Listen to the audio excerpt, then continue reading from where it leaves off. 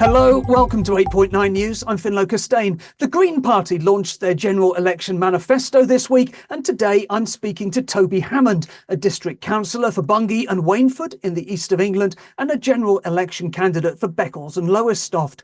The Green Party manifesto centres on root and branch tax reform. So I asked Toby to start there and to tell me how the Green Party wants to reform the tax system. Thanks, Finn. I think there's a theme that runs through our manifesto, which is all about fairness, really. I mean, and I think the tax system is a great place to start with addressing fairness. Our society has become, I think, more and more unequal over the years. Something like 10% of households hold 43% of all the wealth in the UK. So one of the things that the Green Party is proposing is essentially a wealth tax, a tax on billionaires and the super rich. We're saying that a 2% levy on billionaires and a 1% levy on those with more than £10 million worth of assets would really be one way of helping to address this real imbalance we've got in where our wealth is concentrated. The Institute for Fiscal Studies has said that the Green Party tax plans generally make sense, but they question whether they'll raise the tens of billions required to deliver the manifesto commitments. Do you think you can raise enough to deliver the substantial reforms that you propose? Yeah, I think that's a good question. We've identified some areas where there are savings to be had. So, for example, Trident is something, the nuclear deterrent is something that we would cancel. We would certainly massively pare back the extremely expensive road building campaign in favour of public transport and other things where we can. But I think there's no getting away from the fact that if we're going to do this kind of restructuring of society, it's going to cost some money. We've set out in our manifesto how much additional borrowing that would involve. For example, for the food and farming part of things, we're saying 3.6 actually billion pounds is the cost that we anticipate for kind of rewiring the food and farming sectors in the first year. Well, let's come on to farming. And at the start of your section on fairer, greener food and farming, you kick off with the fairly bold statement that our food system is failing. How is it failing? I think it's failing us, first of all, as consumers in terms of the health impacts of our food. The way we structured our food is pretty crazy, actually, the food production system. We've got a heavy emphasis on ultra processed foods, which are causing some really serious health impacts over the medium to long term in our population, rises in obesity and cancer and lots of other really serious ailments which can be traced back to this ultra processed food. And a mutual friend of ours, Ffinlo, Josiah Meldrum, I was talking to the other day about this, and he told me this amazing story about Associated British Foods. You probably know this one, but it was news to me. Now, ABF own loads and loads of our different food brands, cereals, bread companies, all that kind of thing. But they also own British Sugar, which is conveniently the input for many of these food products. The British Sugar model ties in farmers and locks them into using certain seeds and agrochemicals. And it just so happens that ABF also own the seed company that supplies sugar beet, and they also distribute the chemicals. So I think that for me, that really illustrates one of the big problems here. We've got a lot of corporate control of our food system, not for the benefit of the consumers, but for benefit of profit. And we're losing out and the environment's losing out, and actually farmers are losing out as well, most importantly. You mentioned health and nutrition, and there's increasing evidence that residues from fertilizers and pesticides used in food production end up in the human body, causing health problems. Do you have a strategy for substantially reducing the fossil fuel-based inputs used in agriculture? I think part of the answer to that is relocalizing our food supply system. So what we've been telling our farmers to do since the war really is to use lots of inputs and to drive up yields.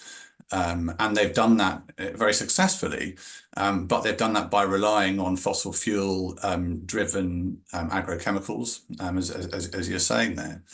And we know that that's damaging the soil. We know that is not a sustainable way to go on. And so I think what we're seeing is a real appetite to relocalize our food chains.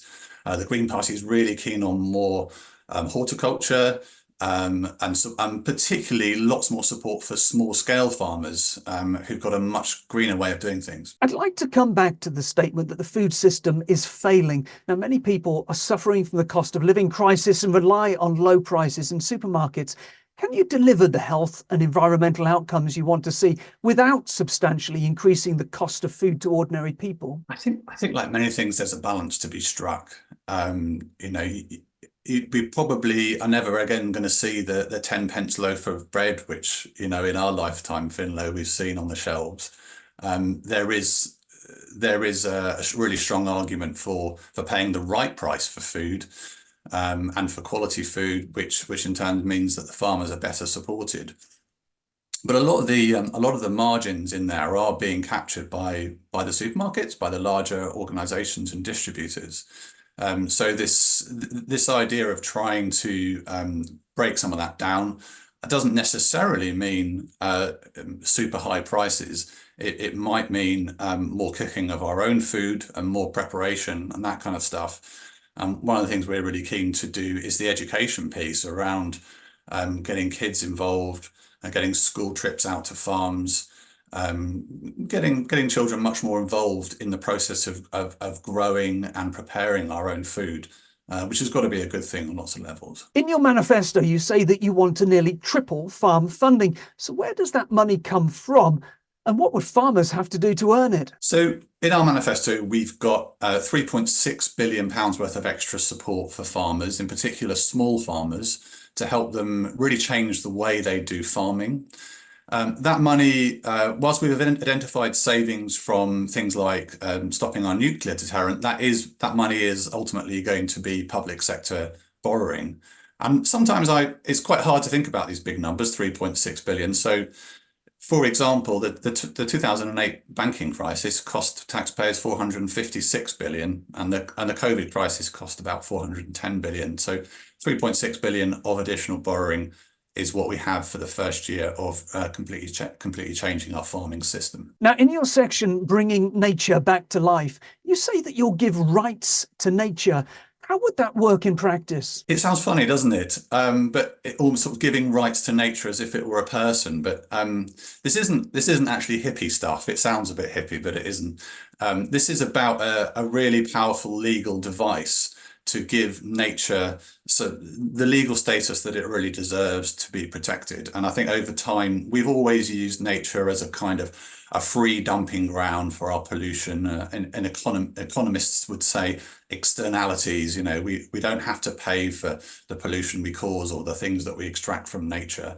And so by giving nature this kind of legal status, almost as if it were a person, we think that's a really powerful way of making sure that nature's protected, and ultimately even the biggest, the most right-wing person would have to agree that humanity depends on nature, on our ecosystems being in place. So it's a self-interested thing to do.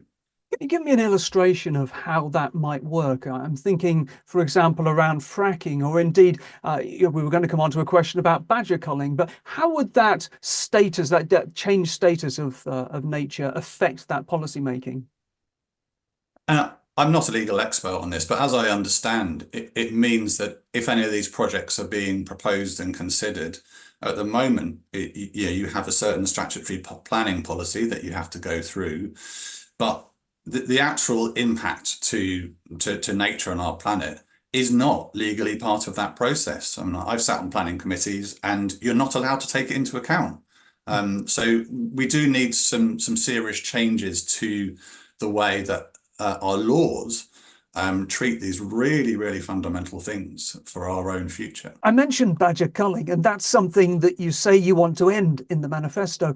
But what's the alternative solution to managing the spread of bovine tuberculosis? I remember studying badger culling 25 years ago when I was at university, and all the evidence then was that it doesn't really work to stop bovine TB. And as far as I understand it, it still doesn't work even now. And of course, bovine TB is a really serious problem, and a lot of work's been done on vaccinations. And in fact, there's a really interesting study been done by Cambridge University earlier this year that showed that vaccination can stop transmission by up to 90% between cattle. But I think we also need to, like many of these things, just manage it in a pragmatic way. So, there are farmers who are able to fence certain areas where they know badger populations are. And think about the way that water, for example, is brought to cattle. So there's a pragmatic approach, but the Greens would certainly redouble efforts on the vaccination route. And we know that the culling stuff doesn't work, unfortunately. Now, correct me if I'm wrong, but the manifesto doesn't appear to cover timber production, commercial timber production, or natural capital. So let's start with timber. We currently import 80% of our timber stocks from a global market that's becoming increasingly competitive. A transition to timber frame buildings is obviously going to be an essential component of achieving net zero. So how do we substantially increase our commercial forestry estate while also delivering a widespread transition to agroecology and regenerative agriculture at the same time as setting aside, as your manifesto plans to, 30% of our land specifically for nature? Yeah, that's a great question. I don't think our manifesto says a great deal on this. You're right, but I think what you're getting at here is that monoculture forestry is not a great place for nature, neither a field to sugar beet, of course. And I think we've got to, as with many things, get a bit of balance here. I'd certainly, given the choice, be rather growing trees on land than mining it for sand or making cement. Near where I am in Thetford Forest, there's already a supply chain set up for making laminated timber, very low carbon building from those local trees. So I think part of the future will involve allocating certain amounts of our land for the local production of timber for construction. Thinking further about future land use, do you favour an integration and stacking of land activity and enterprise? Or do you want to see land use separated with, for example, timber, food and nature prioritised and delivered in different places? Well, I think patchworks are definitely better for biodiversity and also for resilience in the case of climate shocks and extreme weather events than huge monocultures. So yeah, mixing things up is going to be the right thing to do. And we've got to have a serious conversation with our communities here about what we want to see our land being used for. Where I am, there are lots of conversations about solar farms on agricultural land and where to strike the right balance there between homegrown energy and homegrown food crops. So it's not an easy thing, but I think that the way forward is to involve the local communities in those decisions and find those trade-offs. And where people get really upset is when things are being imposed upon them at great scale and there are big projects that they haven't been involved in, often financed by distant investors and that kind of thing. The natural capital marketplace, for example, biodiversity net gain and carbon credits, is arguably one of the more positive achievements of the last few years in Great Britain. So using private finance to support state investment, are natural capital markets in BNG and woodland and peatland carbon a good thing so far as the Green Party is concerned? And how would you build on what's been delivered so far? Yeah, that's an interesting one. So biodiversity net gain and all these kinds of ideas of valuing the market, valuing the environment. We're not going to disagree with anything that improves the status quo, but generally speaking, putting a price tag on a forest or a mountain or a river isn't the way that we would go about things at the Green Party.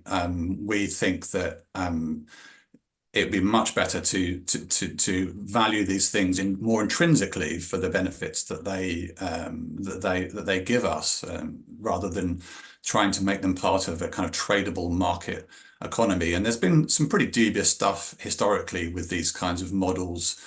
A lot of the carbon offsetting stuff, of course, ended up being quite dodgy. And for years we've come up with different sort of schemes. Economists have come up with different schemes for putting value on things.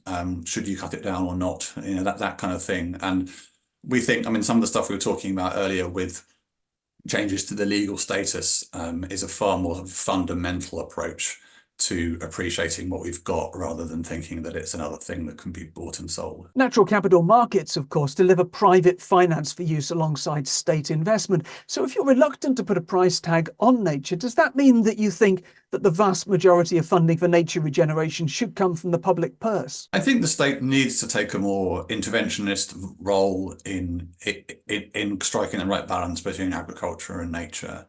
And what we've seen is, you know, you talk about private capital. I have a business background, so I'm not allergic to all that stuff by any means at all. But some of these larger schemes we've seen, the money is actually coming from and then being extracted to some kind of offshore shareholders, and that kind of thing. And that isn't, you know, that isn't a sustainable way of structuring things in terms of the local communities and local economies that we want to see. And just finally, both the Lib Dems and Labour want to build a new generation of new towns in the countryside to help solve the housing crisis. How do you approach the need for additional housing? I think a lot of our housing policy historically has been very much structured around the car. So you have quite low density housing, you know, cul-de-sacs, housing that's created on the edges of towns without the vital infrastructure that needs to go with it. What we'd like to see is more housing developments that are designed fundamentally around vital services, so doctors' surgeries, schools, shops, within walking and cycling distance. And I mean, this has been used as a sort of wedge issue politically, the whole 15-minute city stuff, but actually it's just common sense. And if you see really healthy communities in places like Holland, they've designed them that way from the start. And that's what we need to do when we're thinking about new housing. That was Toby Hammond, the Green Party candidate for Beccles and Lowestoft. A list of all candidates for Beccles and Lowestoft can be found on our website. More news, as ever, also on our website, 8point9.com. That's all for now. We're back soon. Thanks for watching.